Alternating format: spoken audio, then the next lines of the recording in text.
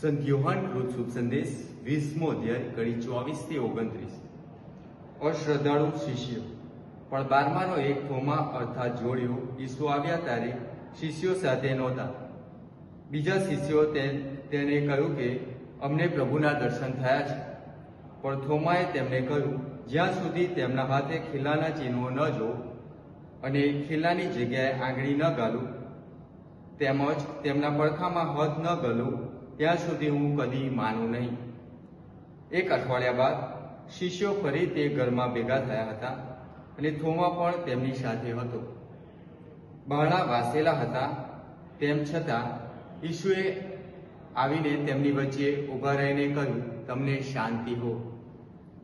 પછી તેમણે થોમાને કહ્યું, તારી આંગળી અહીં લાવ, આ રહ્યા મારા હાથ, અને તારો હાથ મારા આમ લાવ અને મારા પડખામાં ગાળ।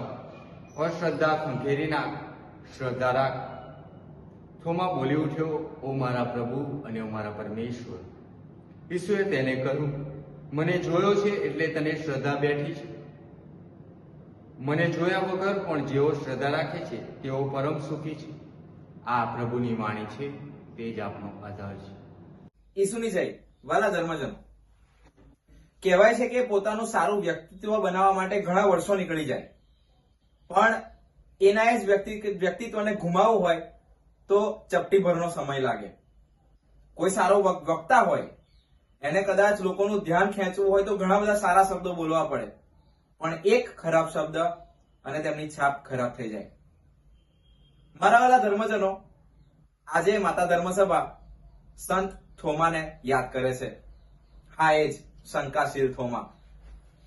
મારા વાલા ધર્મજનો, આજના શુભ સંદેશમાં ઘણા બધા શ્રદ્ધાથી ભરેલા વાક્યોમાંનું એક વાક્ય, યોહાનનો શુભ સંદેશ 20મો અધ્યાય 28મી કડી, ઓ મારા પ્રભુ ને મારા પરમેશ્વર।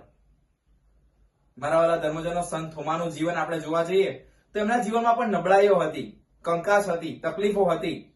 કદાચ આપણે આજે પણ એમને એ જ રીતે ઓળખીએ છીએ કે એમણે તો શંકા આણી હતી, પણ એમણે શંકા પ્રભુના પુનરુત્થાન કરતા વધારે તો શિષ્યોના શબ્દો ઉપર આણી હતી, કારણ કે એમને ખબર હતી કે શિષ્યો શ્રદ્ધામાં ડગ ભરતા પગલા ભરતા હતા, થોડા શ્રદ્ધામાં કાચા હતા।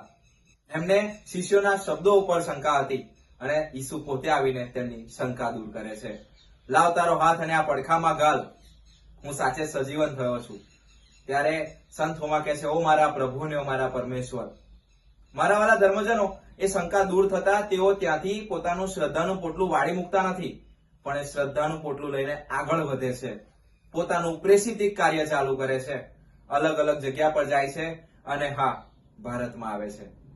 ભારતમાં મુઝીરીસ નામના એક બંદર ઉપર તેઓ ઉતર્યા હતા એવું કહેવામાં આવે છે। પશ્ચિમ દક્ષિણની એક બંદર, મુઝીરીસ બંદર જે કેરેલામાં છે, ત્યાં એઓ ઉતર્યા હતા અને ત્યારબાદ તેમણે પોતાનું પ્રેષિતિક કાર્ય શરૂ કર્યું। ઘણા માંદા લોકોને સાજાપણું બક્સ્યું, ઘણા લોકોને તેમણે મદદ કરી। મારા વાલા ધર્મજનો, એમની આ શ્રદ્ધામય યાત્રા આગળ વધતી હતી ત્યારે એવું કહેવામાં આવે છે કે ચેન્નાઈમાં જ્યારે તેઓ એક પર્વત ઉપર પ્રાર્થના કરતા હતા ત્યારે ઘણા બધા સૈનિકો ત્યાં આવી પહોંચ્યા અને સૈનિકોએ ખાલી એટલું જ કહ્યું કે તમે આ વસ્તુનો ત્યાગ કરો, આ પ્રાર્થનાનો ત્યાગ કરો। ત્યારે થોમા, એ શંકાશીલ થોમા, વગર શંકાએ બોલ્યા, મારો પ્રભુ એ જ મારો પરમેશ્વર છે, અને ત્યાં એમને ભાલાથી વિધિ નાખવામાં આવ્યા। મારા વાલા ધર્મજનો, વિચારવા જેવી વાત છે કે ક્યાં શંકાની વાત હતી ને ક્યાં શ્રદ્ધાથી ભરેલું પેલું મૃત્યુ। કદાચ આજે આપણને પણ એ જ સંદેશ મળે છે। ચોક્કસ આપણી નબળાઈઓ, આપણી મુશ્કેલીઓ, આપણી દરેકે દરેક પરિસ્થિતિ પર આપણને પણ પ્રભુ પર શંકા થઈ હશે। પ્રભુ મારી જોડે જ કેમ, હું જ કેમ, તું છે તો ખરો ને, તું મારા જીવનમાં કાર્ય તો કરે છે ને। પણ થોમા જોડથી શીખવા મળે છે શંકાથી શ્રદ્ધા તરફ। આપણે પણ શ્રદ્ધા રાખવાની જરૂર છે, કારણ પ્રભુ આપણા જીવનમાં પણ અદ્ભુત કાર્યો કરે છે। ઈસુની જય।